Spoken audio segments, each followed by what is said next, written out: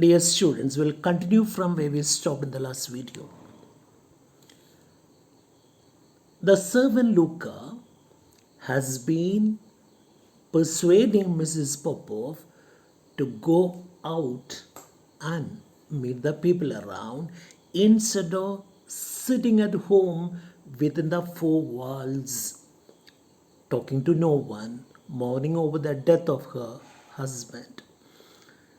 Hearing this, Mrs. Popov gets angry and resolutely, firmly, very strongly, she asks Luca not to speak of these things again. I have decided not to go out and meet people around. You cannot persuade me, you cannot compel me, you can ask me to go out and talk to everybody. Come on, you're my servant. Hereafter, don't mention these things again. Don't speak about these things. I have got the freedom to decide what I should do. Please don't advise me.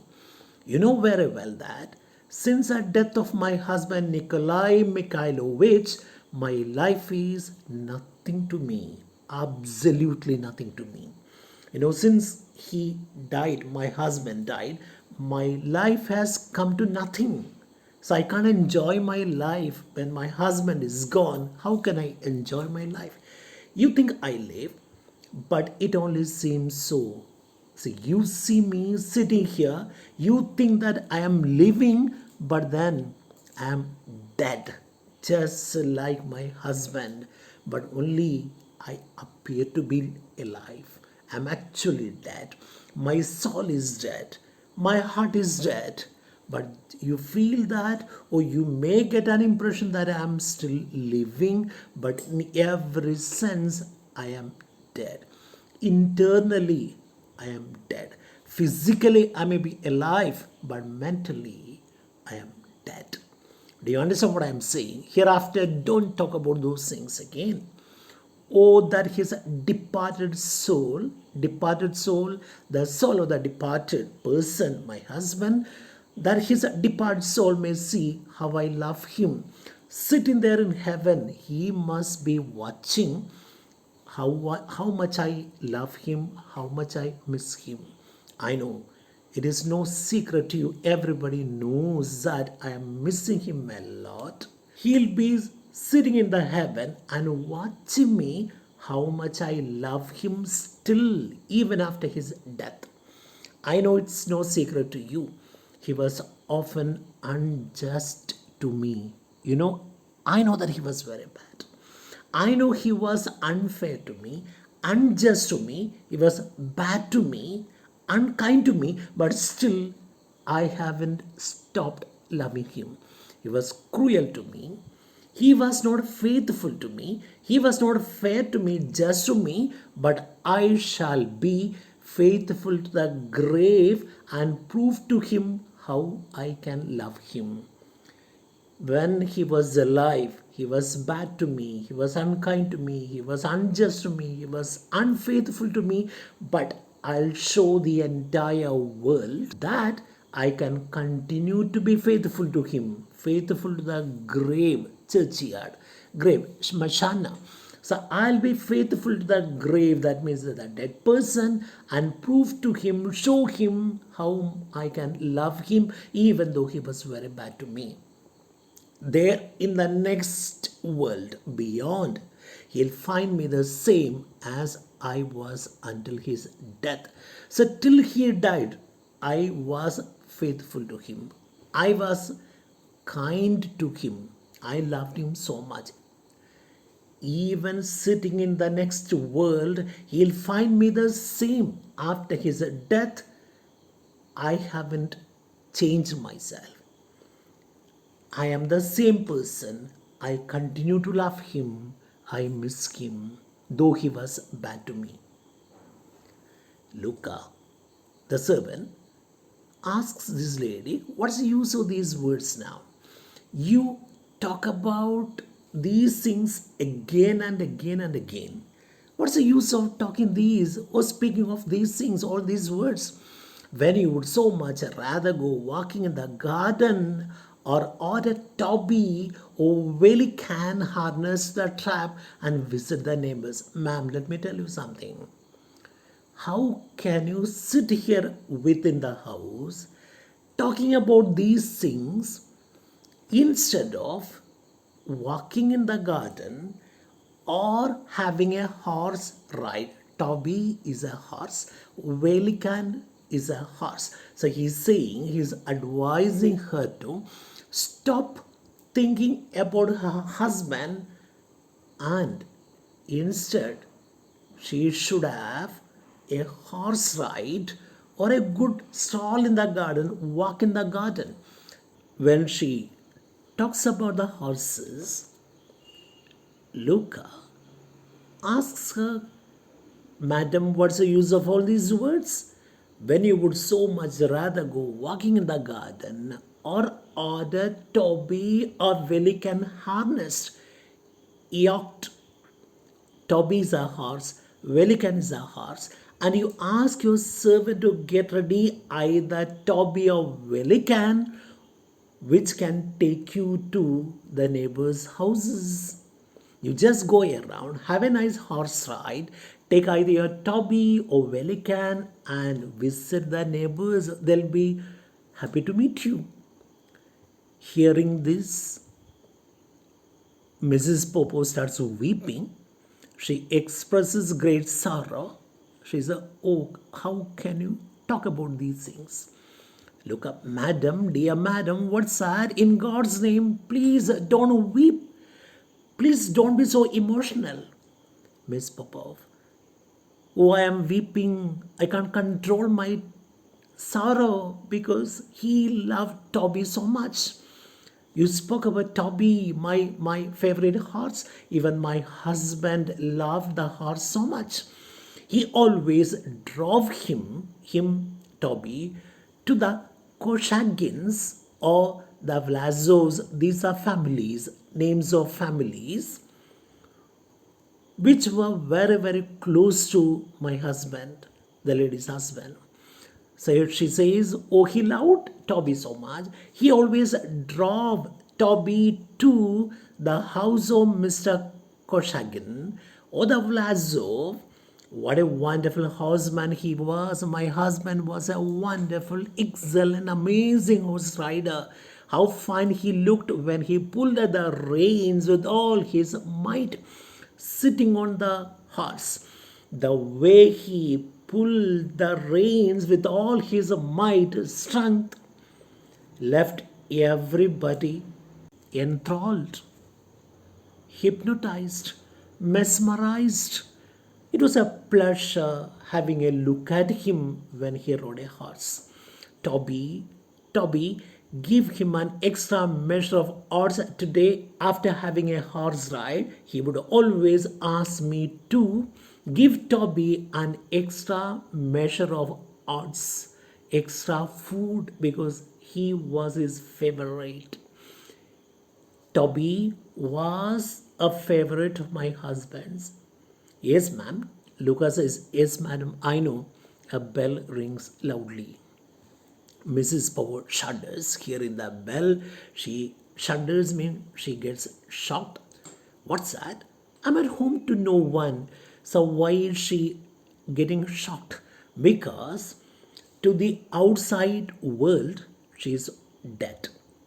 The moment her husband departed, she confined herself to this house. So she hasn't had any visitor since her husband died. So she doesn't know who has come to meet her. She's wondering who it can be. What's that? Everybody knows that I'm not at home to anyone. I'm at home to no one. I can't visit anybody. Lucas says, Yes, ma'am, I know that. He goes out center to find out who the visitor is. Mrs. Popov gazing at the photograph, looking, staring at the photograph. Whose photograph? Her husband's photograph. And says, You shall see Nikolai. She's talking to the dead husband. She's talking to the husband by looking at the photo. How can I love and forgive? My love will die only when my poor heart stops beating. My dear husband, I know you were bad to me. You were unkind, unjust, unfair to me, but still I loved you. I continue to love you. You will see how I can love and forgive. You made so many mistakes. You hurt me so much. You offended me when you were alive, but I have a generous heart to forgive you and keep loving you. My love will die. It will never die till I till I die. Till I'm carried down to the grave, my love will die only when my poor heart stops beating. That means when I die. My love for you will die only when I die. She smiles through her tears. She can't control her tears and she tries to smile. Aren't you ashamed, my dear husband? She continues to talk to the dead man. Aren't you ashamed? I have been a very good, faithful, true wife to you. I have imprisoned myself. I shall remain true to you, true here, faithful to you until I die. And you are not ashamed of yourself. You are a monster. You are a beast. You are very bad. You don't deserve my love, but still I continue to love you. I know you are beastly, you are like a monster, like a cruel animal, but still I continue to love you. You quarreled with me, left me alone for weeks. Don't you remember how much you quarreled with me? How often you quarreled with me? And many days you left me alone. For weeks together, you never spoke to me. Luca enters in great excitement. Luca had gone out to find out who the visitor was.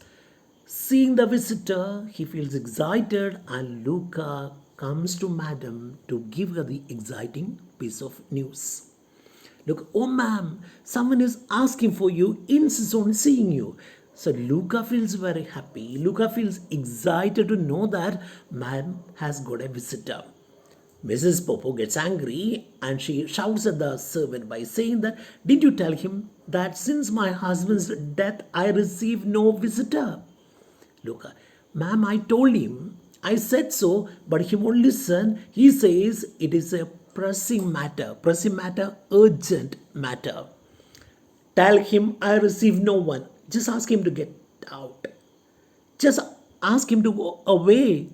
Don't you know that I receive no one? Doesn't he know that I receive no one? Look, ma'am, I told him that, but he is very strange. He is very wild and aggressive, and he swore, he shouted, and pushed himself into the room. He is in the dining room now. I didn't allow him to come inside, but he pushed himself into the room. I couldn't prevent him. I couldn't stop him from entering the room. You know that? He's sitting in the dining room now. Mrs. Popo feels surprised. Good, good. Ask him to come in. What are you? What kind of a man he is? How can he push himself into our room? Ask him to come in. Choke him in. The impudent, the impertinent, impolite person. Luca goes out, sent to call the man inside. Mrs. Popov is talking to herself. She says, what a bore people are. Come on, people are very bad. It's boring to talk to them, boring to see them. What can they want with me? Why does anybody come to me? Why do they disturb my peace? I'm enjoying my loneliness here. I enjoy being alone. At that time, why should people disturb me? She sighs. She takes a deep breath. Yes, it's clear I must enter a convent. Meditatively, is a convent. Now she says, if this is the case, if I continue to be disturbed like this, I feel I must shut myself in a convent where nobody can be disturbed. Meditatively, thoughtfully, thinking about, she says, yes, I shouldn't sit inside the house, I'll be disturbed. Instead of getting disturbed by people here, I should shut myself in an ashrama, in a convent. Yes, I should go to a convent so nobody will be able to meet me. Smirnov enters. A man enters, his name is Smirnov. Smirnov shouts at Luca by calling him a fool, and he tells him that he is making so much of noise, and he calls him an ass as well. Smirnov, from the way he talks, we understand that he is very wild, he's aggressive, he's swearing at Luca, he's shouting at Luca, discovering Mrs. Popov politely, but suddenly he notices Mrs. Popov sitting there, then his tone changes with so much of respect. He addresses Mrs. Popov as Madam and tells her that, Madam, I have the honor to introduce myself. I'm a lieutenant in the artillery, that is an army officer. Artillery, the branch that uses heavy guns. So he was an army man. He says, I was a lieutenant in the artillery, but today I'm retired. I'm residing in a countryside, village, rural area. My name is Grigory Stepanovich Smirnov. I'm compelled to bother you, trouble you about an exceedingly, very, very important matter. Extremely important matter. Ma'am, I'm a retired army officer. I live in a countryside. My name is Grigory Stepanovich Smirnov. I am compelled to bother you about an extremely important matter. Mrs. Popov, without offering her hand, what is it you wish? Normally, when a lady or a gentleman receives a visitor, he or she has to shake hands with him. Or he or she has to offer his or her hand to be kissed by the visitor. But here she doesn't do it. She doesn't offer her hand. She just asks him, what is it you wish? What do you want to talk to me, Smirnov? Your deceased husband, with whom I had the honor to be acquainted. Acquainted, I knew your husband well. Parichaya. I knew your husband well, and when he died, he left me 2 promissory notes amounting to about 1200, that is 1200 rubles. Rubles are Russian currency. So what is the important matter that he wants to discuss with Mrs. Popov? He wants to tell her that her husband had given him 2 notes amounting to about 1200 rubles. So that means her husband owed this man, Smirnov, 1200 rubles or rupees. So why has he come here? To get the money back from Mrs. Popov.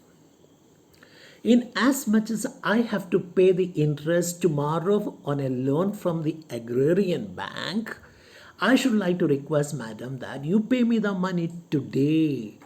So he says the matter is very, very urgent because tomorrow I have to pay the interest on a loan which I have taken from an agricultural bank, agrarian bank. So Smirnov has availed a loan from a bank, an agricultural bank, and tomorrow is the last date for paying the interest on the loan that he has taken. Now he is running short of money to pay the interest. So he has come to Mrs. Popov asking her to return the money that her husband had taken from him. Mrs. Popov can't believe and she says, 1200, and for what was my husband indebted to you? Just tell me, did my husband take 1200 rubles from you? Why did he take so much of money from you? Smirnov, he bought oats from me. You know, oats are given to horses. And you know that her husband, Mrs. Popov's husband, was very, very fond of his horses. And because he loved his horses very much, he used to give them so much of oats.